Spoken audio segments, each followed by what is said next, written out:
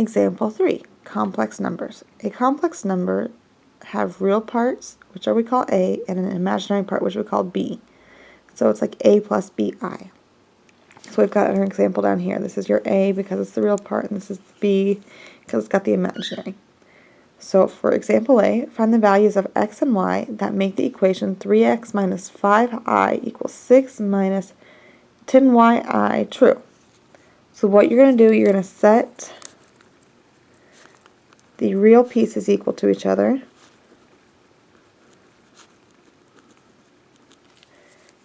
And set the imaginary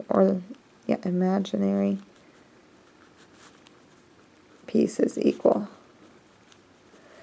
So we have 3x and 6 because they both don't have an I. So 3x equals 6. And then these, because they have an I, the imaginary, they get set. So negative 5, and we don't need to use the I if we don't want to, and negative 10yi. I'm going to rewrite this one without the I so it's easier to see. So we need to solve for y. How do we solve for y? Well, we need to divide by negative 10.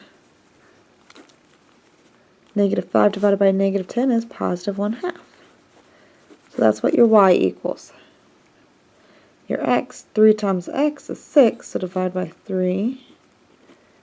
X equals 2.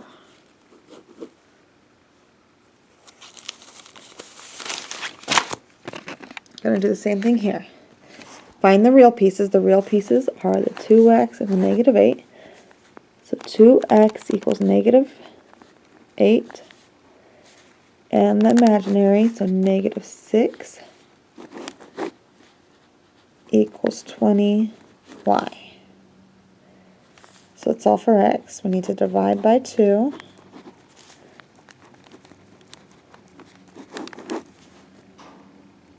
And over here we need to divide by 20. Okay, so this reduces down to